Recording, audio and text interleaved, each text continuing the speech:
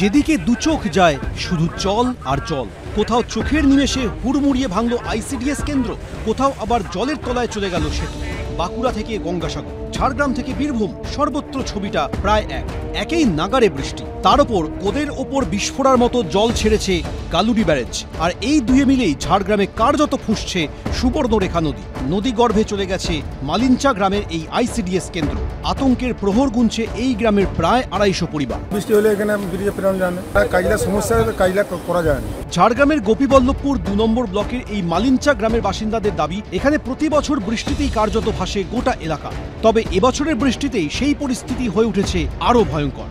ভাঙন শুরু হয়েছে প্রায় 1200 মিটার এলাকা জুড়ে। ইতিমধ্যে আস্ত খেলার মাঠ গিয়েছে সুবর্ণরেখার গ্রাসে। এলাকার মানুষকে সতর্ক করছে কুলিয়ানা গ্রাম পঞ্চায়েত। অন্যদিকে ডুলুং নদীর জলের তোড়ে কার্যত যোগাযোগহীন ঝাড়গ্রামের চিল্কিগড়। একই পরিস্থিতি বাঁকুড়াতেও, সেখানে বিপদসীমার উপর দিয়ে বইছে দ্বারকেশ্বর নদের জল। জলের তলায় বাঁকুড়া 1 নম্বর ব্লকের বাঁশি গ্রাম থেকে বাঁকুড়া শহরের মিনাপুর যাওয়ার এই সেতু, যার ফলে প্রায় 15 কিলোমিটার রাস্তা ঘুরপথে আসতে হচ্ছে বাসিন্দাদের। আমি এই মুহূর্তে রয়েছি বাঁকুড়ার দ্বারকেশ্বর নদ। দেখতে পাচ্ছি যে বাঁশি থেকে মিনাপুর হয়ে বাঁকুড়া যাওয়ার যে যোগাযোগের সেতু, সেই সেতুর উপর দিয়ে জল বইতে শুরু করেছে। কি অবস্থা হবে, সবাই যাতায়াতের বিরাট অসুবিধা, বহুত লোকের কষ্ট। ভয়ঙ্কর পরিস্থিতি বাঁকুড়ার গন্ধেশ্বরী নদীতেও, সেখানেও কার্যত জলের তলায় মানকানালি সেতু। অন্যদিকে আগামী সপ্তাহে ফের নিম্নচাপ তৈরির সম্ভাবনার কথা জানিয়েছে আলিপুর আবহাওয়া দপ্তর।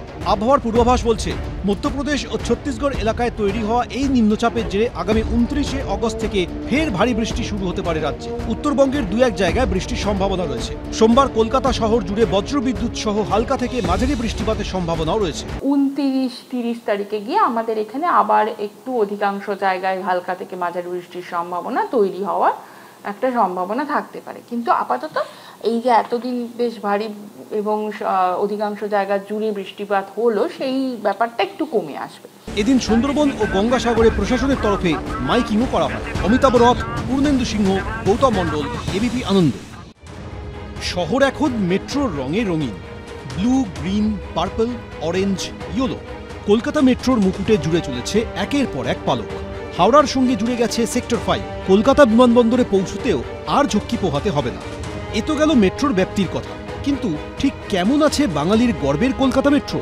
কি অবস্থায় রয়েছে 4 দশকের পুরনো মেট্রোর পরিকাঠামো? এই নিয়ে রীতিমতো ভাবাচ্ছে rail India technical and economic service বা রাইটসের সদ্য সমাপ্ত সমীক্ষা। তাতে ধরা পড়েছে কলকাতার মেট্রো নেটওয়ার্কে নানা জায়গায় রয়েছে পরিকাঠামোগত ত্রুটি। একাধিক জায়গায় মেট্রো লাইনে সমস্যা দেখা গেছে। এমনকি ট্র্যাক বেড, অর্থাৎ যার উপর লাইন পাতা থাকে, সেখানেও ধরা পড়েছে ত্রুটি। I was already having a meeting with my officers here on the issues relating to the maintenance part of it, and we are really aware about it, and we have made a complete plan of it.